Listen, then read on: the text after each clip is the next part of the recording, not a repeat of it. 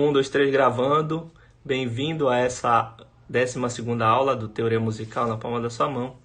Hoje temos o tema final aqui, a parte final de intervalos, aula 12. Então, quais são as outras classificações intervalares que são importantes para a gente usar ao longo do restante da teoria musical que a gente vai seguir, né? Então, são basicamente 3 classificações, então essa aula vai demorar quase nada, mas que a gente tem que ter em mente essas 3 classificações. A primeira delas, enfim, isso aí é banal, mas é a classificação entre intervalos ascendentes e descendentes. Eu não quis colocar uma classificação que pressupõe essa, que é a classificação que eu já mencionei várias vezes nas várias aulas de intervalo, que é entre intervalo harmônico e intervalo melódico, tá? Então, intervalo harmônico e melódico. Vocês já devem ter visto nas outras aulas eu falar. O harmônico, os sons soam juntos, e o melódico, o intervalo melódico, os sons soam separados. Somente no intervalo melódico que eu posso ter um ascendente ou descendente. Porque se eles soam juntos, no tempo eu não tenho como saber quem veio primeiro, não tenho como saber se o primeiro foi mais grave ou mais agudo, que é a base para saber se o intervalo é ascendente ou descendente. O intervalo vai ser ascendente quando ele é melódico e a primeira nota é mais grave que a segunda. Ou seja, eu estou indo do grave para o agudo. Estou ascendendo no sentido visual. Eu já falei isso em outras aulas também. Esse sentido visual de ascender e descender é uma convenção que aparentemente veio da cultura da escrita do canto gregoriano cristão, tá? Que figurava, ascendeu aos céus, aí a melodia ia para o agudo, né? Deve ter alguma relação com o fato de se achar que o som agudo é o som dos anjos, alguma coisa assim, o som grave é o som debaixo da terra, né? O som das terras que se movem num terremoto, num tremor de terra, essas coisas, né? Emite um som mais grave. Então, descendente é o intervalo que é melódico, ou seja, que tem uma nota que é tocada antes da outra no tempo, e que a nota primeira é mais aguda que a segunda, que é mais grave. Então ele desce visualmente, tá? É basicamente isso. Eu acho que se vocês pegarem a partitura vão saber muito bem o que é um intervalo ascendente e descendente com essa explicação. Vamos para o próximo slide. Nós temos uma outra classificação muito importante, essa é muito importante, dos intervalos, que é consonantes e dissonantes. A consonância e a dissonância, quando eu era criança, eu vou até botar um meme depois dessa aula fazendo graça, a consonância e a dissonância tem a ver com o fato da gente sentir o som agradável ou o som incômodo. Era assim que descreviam para mim quando eu era criança. Bem, isso aí é uma questão cultural e uma questão histórica, né? Então vou entrar um pouco nessa questão cultural e histórica, mas de antemão é isso. Se você tem um som que ele soa desagradável, deixa eu pegar aqui só o violão para vocês verem. Um minutinho, estou sem teclado hoje, mas eu tenho um violão.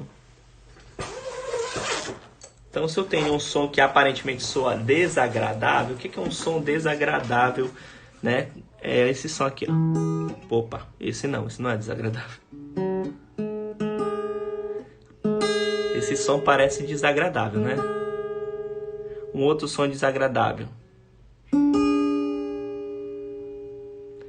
A gente sente um batimento, uma instabilidade, né? Então, em termos mais técnicos, a consonância é um som estável, né? E a dissonância é um som instável. Que instabilidade é essa? É a estabilidade do movimento da vibração da corda, que no caso do piano também é uma corda, né? Mas é o som vibrante, que a relação entre esses dois sons vão se chocar. De acordo com a onda deles, eles vão se chocar. Os que se chocam menos são mais consonantes. As duas ondas que chocam menos, as duas ondas que chocam mais são mais dissonantes. E existe um nível, né, um aprofundamento do choque dessas ondas. E esse aprofundamento do choque dessas ondas vem da série harmônica, para variar, né? Então, a gente vê os primeiros harmônicos aí, do primeiro ao terceiro, no caso a segunda, a terceira e a quarta notas aí da série harmônica, eles não vão chocar tanto.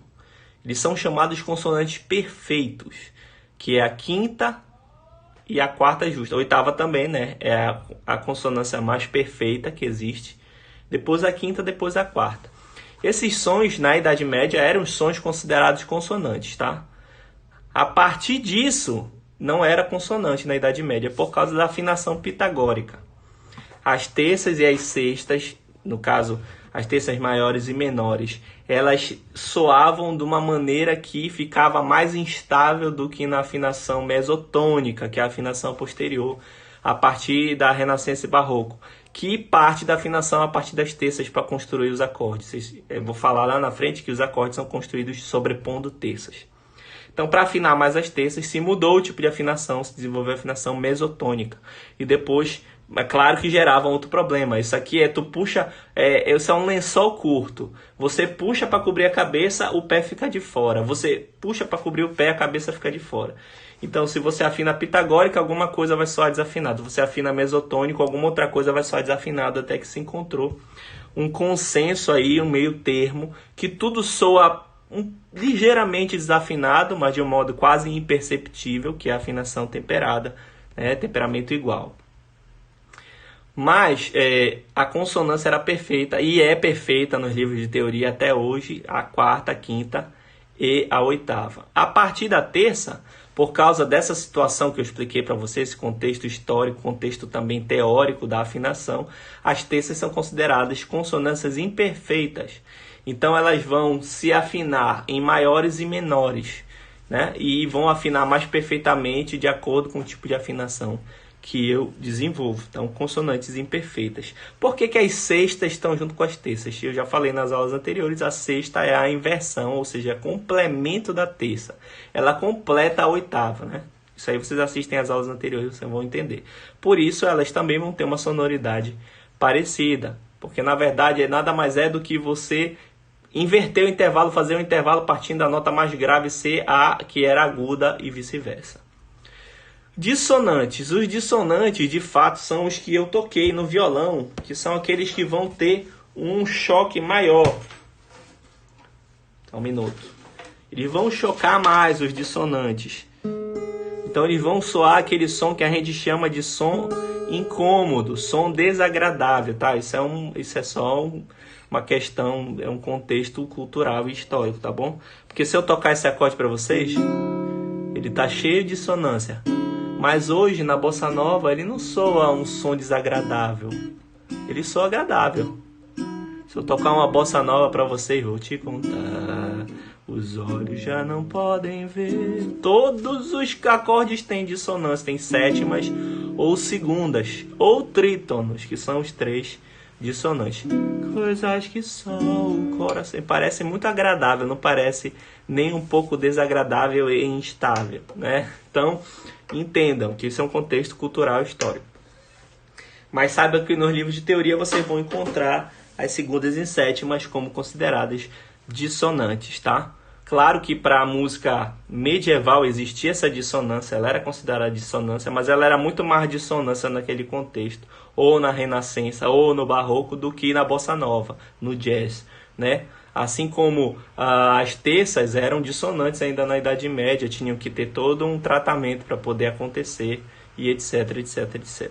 Tá? Então, não esqueçam do contexto histórico e cultural em relação a isso. Passemos ao próximo slide, que é uma atenção, é um aviso. Tá? Prestem muita atenção nisso. Os intervalos enarmônicos aos diatônicos consonantes. Meu Deus, o que é isso que tu disseste? Pelo amor de Deus. O que é um intervalo enarmônico aos diatônicos consonantes? Bem, os diatônicos consonantes são os intervalos consonantes que existem na escala diatônica. Eu já falei nas aulas passadas. Eu mostrei todos que não tinham acidente, tá? São aqueles que são os intervalos diatônicos. Depois eu vou chegar no outro slide e falar de diatônico cromático. Os intervalos diatônicos são aqueles que existem dentro da escala. Quando eles são consonantes, ou seja, quando eles não são nem segunda nem sétima, tá? Eles vão ter uma outra maneira de escrever. Eu até dei uns exemplos aqui. Por exemplo, a quinta justa pode ser escrita como quarta superaumentada. Eu falei isso nas aulas anteriores. A quinta justa pode ser escrita como sexta diminuta. A quinta aumentada pode ser escrita como sexta menor e assim por diante. Então vejam, o primeiro intervalo aí é sempre um cromático, é sempre um intervalo que não é diatônico, que não existe na escala diatônica. Esses intervalos, apesar deles soarem igual a um intervalo consonante, obviamente que eles são escritos com sons iguais, tá? De modo absoluto eles parecem consonantes. Se eu tocar eles isolados, fora do contexto, eles são consonantes. Mas se eu tocar eles dentro de um contexto, eles vão soar dissonantes. Por quê? Porque eles vão estar num contexto de cromatismo. Vocês vão entender isso melhor lá na aula de harmonia. Quando eu chegar em harmonia, eu vou mandar vocês voltarem nessa aula. Vocês vão entender, vai cair a ficha de vocês. Vocês vão dizer assim, meu Deus, eu via em parte e depois eu vi face a face, como disse o apóstolo Paulo, né? Que eu só conseguia ver em parte nessa aula. Então, uma dissonância, eu fiz agora, né? Se eu fizer uma sétima, deixa eu pegar uma sétima aqui. Essa é uma sétima maior, né? Olha como soa dissonante. Se eu colocar ela em contexto, ela parece que não soa mais dissonante. Agora, se eu pegar um consonante, vou tocar aqui um intervalo de Ré e Lá duplo bemol. Perdão, Ré e Si duplo bemol. Ré e Si bemol. Ré e Si duplo bemol. Olha o som dele. Ele é som consonante. Se eu fizer um acorde usando esse intervalo, ele vai soar dissonante. Ou um outro exemplo, que é muito comum. Esse intervalo aqui é uma sexta menor.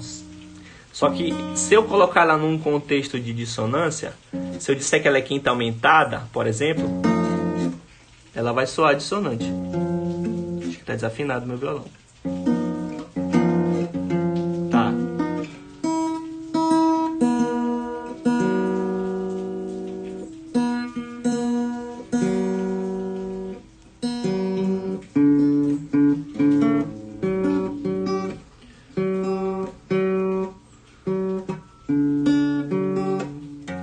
Está desafinado, não vou usar mais. Mas o importante é vocês entenderem.